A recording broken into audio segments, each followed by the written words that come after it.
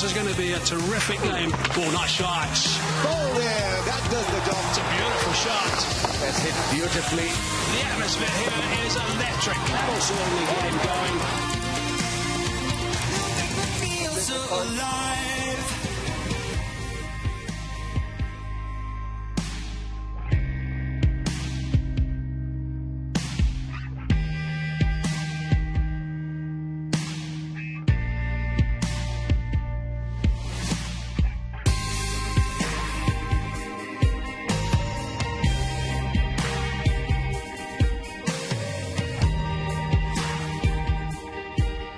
Hello everybody and welcome to the third Momentum One Day International. We're at SuperSport Park today, South Africa and Pakistan. Of course, we have perfect conditions, not a cloud in the sky. The series set at 1-1, incidentally, two highly competitive matches, very little to choose between the sides.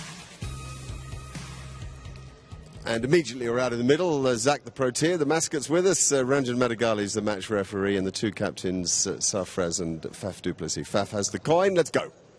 Tails is the call. It is tails, Pakistan. A toss, well done. Yeah, we will bat first. Yeah, lovely looking pitch, isn't it? Yeah, looks like a good batting pitch. Hopefully we get runs on the board. Almost like a pitch on the subcontinent. Yeah, looks like it, but I don't think so. It's a subcontinent, but looks like a good subcontinent pitch. You must be pleased. I know you didn't win the other day, but the fight to try to win after a difficult batting performance was impressive. Yeah, definitely. I'm very proud of my boy, the way we fought the match, because 100 for 8, and the way we come back, I think I'm proud of my, and confidence is very high. So hopefully we're getting better in this match. Yeah. Have you made any changes to your team? Yes, we made 2 changes. Imad Wasim back into the team, and Mohammad Amir also back. Okay, well, you need the win. Take the advantage, huh? Yes, inshallah, we will try our level best. Thank you. Thanks, Safraz. Faf, you've made 3 changes, bringing back some famous faces.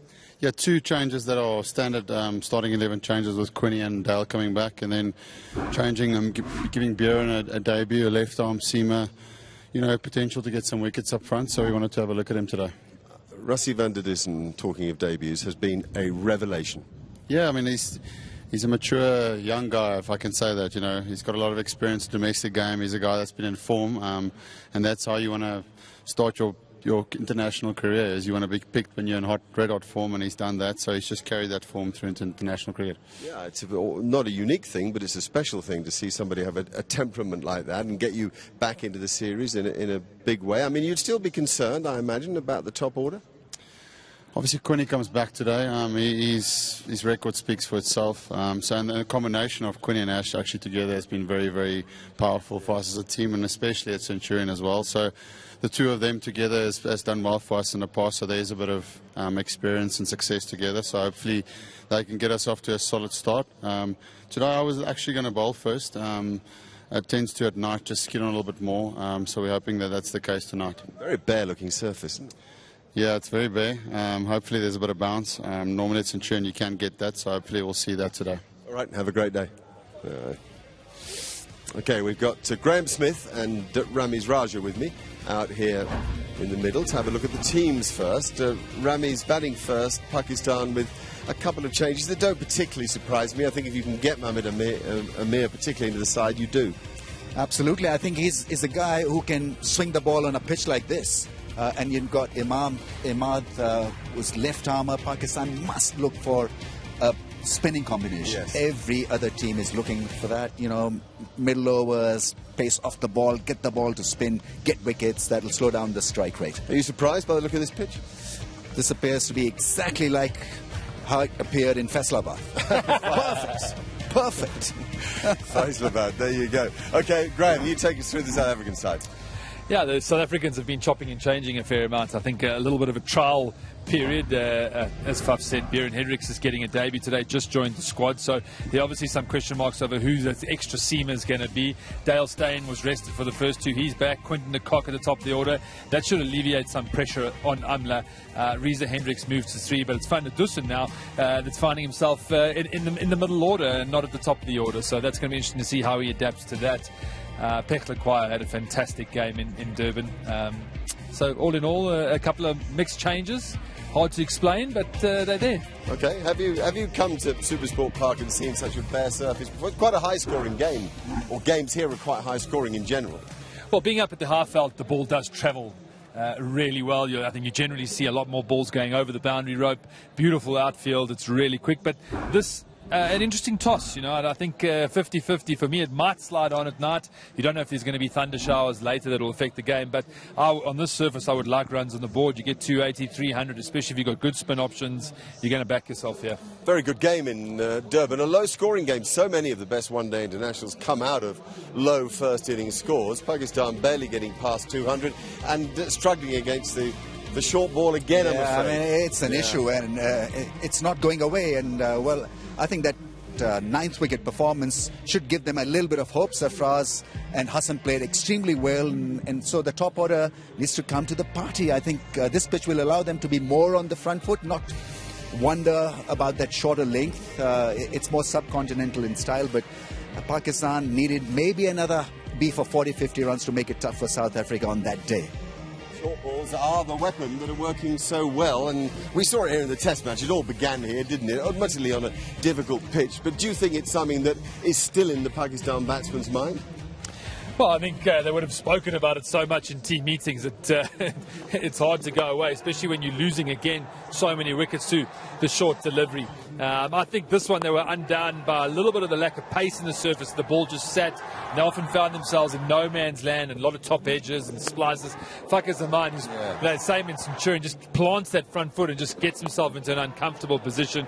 But they'll be disappointed with Baba and Shoaib Malik, two experienced cricketers that can take the game away from you. Those were soft dismissals against someone of the pace of Peklaquayo. There's not much pace behind him, so those are just bad shot choices. Thinking, yeah. I mean, what is frustrating is that they're getting to their 15-20s. I mean, it's difficult the first 20 balls really to negotiate, yes, and then throwing it away. Somebody has got to get a 50, 60, maybe 100 to win a match. What was so remarkable was that Sarfraz, the captain, batted much lower than he would normally, ended up with Hassan Ali, who led the way, actually. It was Hassan Ali who played it like it was a T20 game, and then Sarfraz caught on. Yeah, I mean, there was a bit of craziness, great determination, bit of method involved in that partnership as well. I was extremely surprised to see Sarfraz bat low down the order, because I think the situation was tailor-made for him to go out there, take those singles. He's a brilliant rotation of strike player. But Hassan Ali showed them the way. You show positive intent, you show a bit of smartness, and you can score runs. Yeah, maybe it shows a little bit of Sarfraz's mental attitude a little bit at the moment. He's captain under pressure, been blown away in the test series, just sliding himself down for me just exposes a little bit of maybe of his mental state. If you only get 200, you're going to have to bowl very, very well to defend it. And all credit to Shaheen Afridi, who he's kind of a magic teenager, isn't he? He's so smart and matured for an 18-year-old kid. And if he can bring the ball back into the stumps, then he's got a bright future. He's got that angle working as well. He's got pace. He's tall. He's about 6'4", 6'5". And he comes across as someone who can handle pressure and be the enforcer for Pakistan. I mean, without Mohammad Amir, he's shaped extremely well. Doesn't need any help from the skipper, from mid-off, mid-on fielders, because he knows what his brief is and he's bowled magnificently, as has Shadab. I think his wrong ones have not really been picked. Very impressive. So South Africa find themselves, around about 80 for 5 in a run chase. Is that poor batting or just a brilliant assault from Pakistan? Well, I think it was a bit of both. I think Shaheen Afridi exposed with some really good skill. He used the in-swinger and the away swinger, and South Africa's feet movement was found wanting against the new ball. And then I think, what if Sarfraz had brought Shadab Khan straight in the 10th over with two new batters at the crease? Maybe that was a game. But at 80 for 5, you felt a game that Pakistan were in control of, even with the small total. And they'll be disappointed they didn't get over the line. Granted, Van der Dussen and Peklaquayo put on a wonderful partnership to keep South Africa in the series. I think there were a spinner shot as well, a regular spinner. Imad should have played that game. And I have to tell everybody, Graham won't tell him, but he said that about getting shut up into the attack right at the beginning. He didn't wait until after the event. He made the point that a leg spinner is an attacking bowler, and the time to attack a side is when they're down. But of course, this pair here, I mean, this Van der Dussen Peklaquayo partnership was pretty darn good, wasn't it? It was fantastic. It was almost the tale of two ends, the calmness and the assuredness of Van der Dussen in only his second game, and Peklaquayo was just all over the place, a little bit of luck, and then he started to time the ball really well, took the pressure off his man, a couple of sweet shots, especially over mid-off, one cover drive that comes to mind. But that partnership in the end, perfect for South Africa. You just felt if they lost the wicket, that partnership, there was game over. So it was really the match-winning part of the game. simple thing to say, but I just think Pakistan today, if they can get runs on the board and get their spinners into play early against new batters, that's where they have their best chance. An attack, I think it's a pitch that suits their style of play, which is to have a slip, maybe a short leg early on against when the spinners are introduced. Look for wickets. That's the only way you can win against South Africa. Yep. But here. I mean, no doubt that Shaheen Afridi and Rassie van der Dussen were the sort of two superstars, young cricketers of enormous potential, and just a short while ago they both had a word with Mike Haseman. Rassie, gee, what a start to your one-day international career, and your international career for that matter. What do you put that down to? I'm not sure, Mike. Thanks, though. I think, I'm not that young anymore, 29 now, so, I've played a lot of cricket in my life. And I suppose as you go up the levels, the fundamentals and the basics of the game stay the same. So, I pride myself in staying cool and calm under pressure. And, luckily for me in the first two games, that helped. Let's talk about the last game. Talk me through that partnership with Andeli. Yeah, I think he was the perfect player to come in, a bit of a counter-attacking play. His natural instincts are attacking, and I just encouraged him to pursue that. We knew if we could get a bit of a partnership, the Pakistanis will be under pressure, and they'll get the feeling that the game is slipping away. So, yeah, he played brilliantly. He said you were talking to him quite a lot when he first arrived. What were you saying? Yeah, I was just saying, it's obviously a big pressure situation, but we need to back ourselves and stay calm. You always play to win when you're out there, and we knew it was going to be tough, but we knew if we played well again, we could get us close. South Africa have got a good record at this venue. Why? I think, guys, it suits our strength. It's quite pace and bounce for the bowlers, and it's quite a good batting wicket. If you look at the stroke players in our team, over the past few years, I think that's why. I think any target is chaseable. You have to quick outfield a good wicket at altitude so the ball flies. So as a batter, you can really put the bowlers under pressure.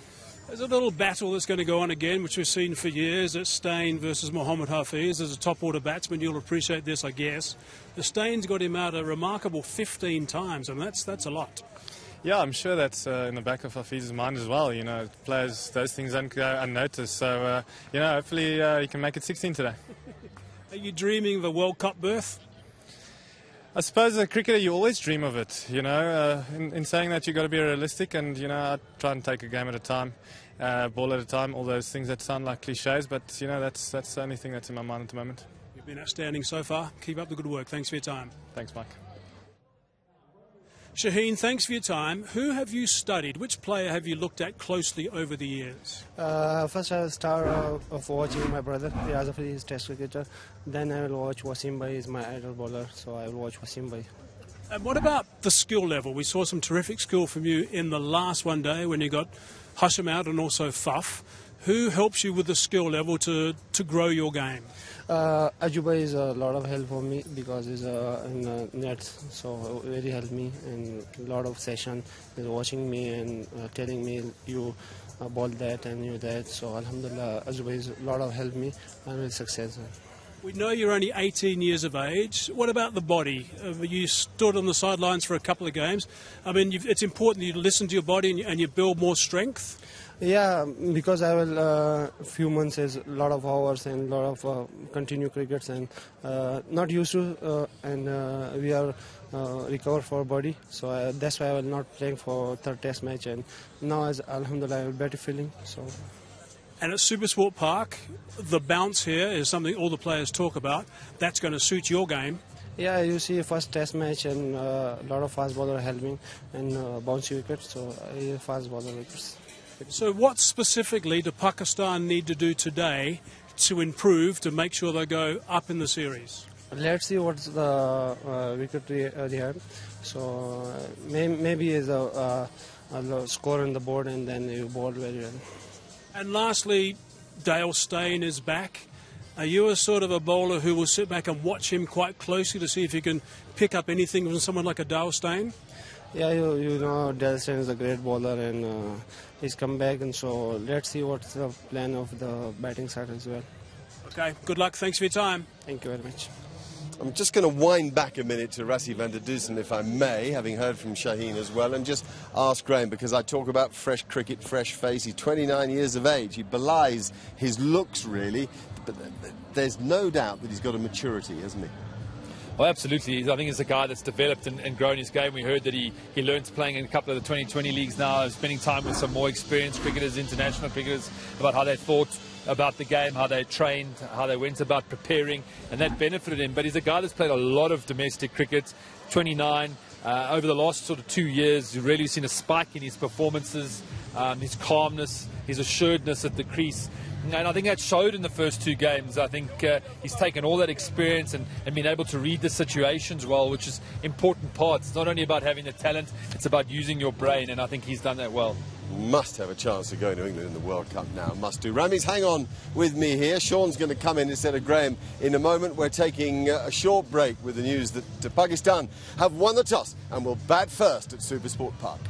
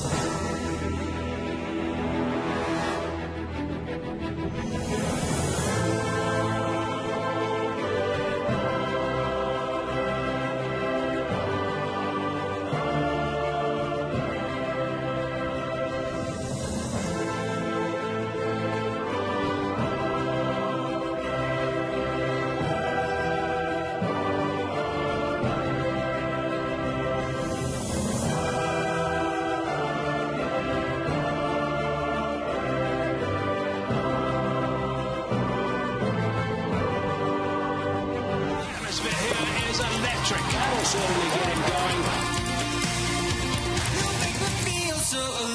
That'll certainly get him going.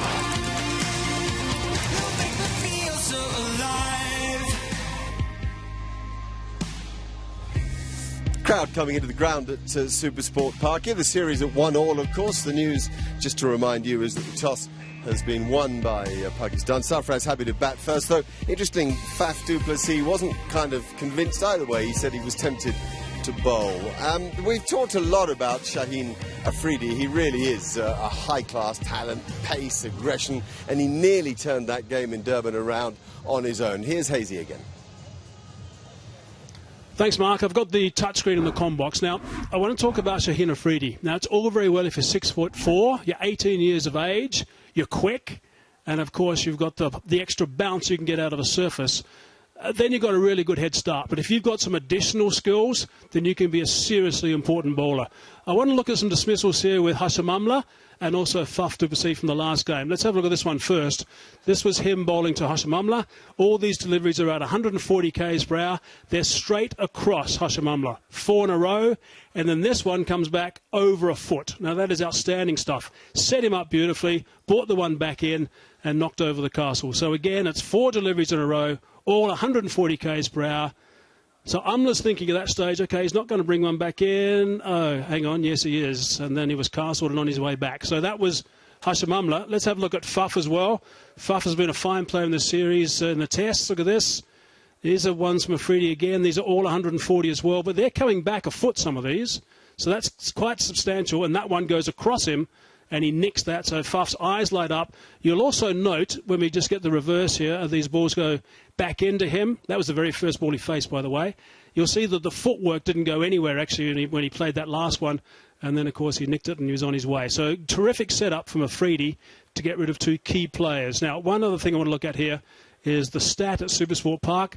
The average first innings total at SuperSport Park is 248. But since 2010, it's been 263, so that's raised the bar a little bit. And that's not just in day-nighters, it's in all one-dayers here. And in the last 2 games at this venue, South Africa bowled out for 204 and 118 by India. That was ODI number 2 and 6 in 2018 in that series. And that just might be in the back of South Africa's mind. OK, Mark, back to you. Thanks, Hazy. Sean joins us now. No question, actually, quick bowlers. Bowlers in general having more impact in one-day cricket at the moment, aren't they? Yeah, it's nice to see. I mean, we're talking about Afridi and how he rocked up. He had a game plan, he implemented it, he had impact at the start of the innings, and that's what you want the fast bowlers to do. Sometimes in the past, it was almost like the bowlers were just rocking up to be bowling machines, but they can be more than that. They can be effective.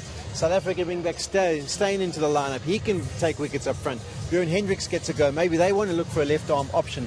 So it isn't so important that you can get your team off to an absolute fly. I can remember a game last year or 2 years ago when KG at Lords picked up 4 wickets in the space of 3 or 4 overs, turned the game on its head. So they can have an impact. Maybe not on that surface. That looks like a belter. That does look like a dry, as he said, like Fazlabad, a dry belter. Might be useful for spinners later on in the piece, although Faf said it could skid on this evening. When we talk about bowlers, of course, you grew up in a team in one-day cricket that really just followed the method of the Test match team, which was, you know, the Imran Khan story, followed by the Wasim Akram Waka Yunus story, followed by wrist spin, when, you know, there was Abdul Qadir and there was Mushid, and you've always, Pakistan have always looked to bowl people out in one-day cricket. Yeah, I mean, they've all been attacking options. Yeah. And that's the way to go in limited overs cricket. You've got to pick wickets. And thankfully, we're seeing pace being reintroduced as a combination.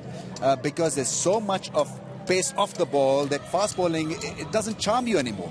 So it's good that Shaheen Shah Afridi is coming in bowling at 145 clicks, or Daleston coming in and bowling quick. That is what we want with the new ball, and the pitches have assisted that kind of a performance. But Pakistan have got to look for wickets. I think that is where they are at their best, when they're aggressively looking to target the oppositions. And this team has got the firepower with the ball. There is variety, there's pace, there's spin. They've got the bases covered.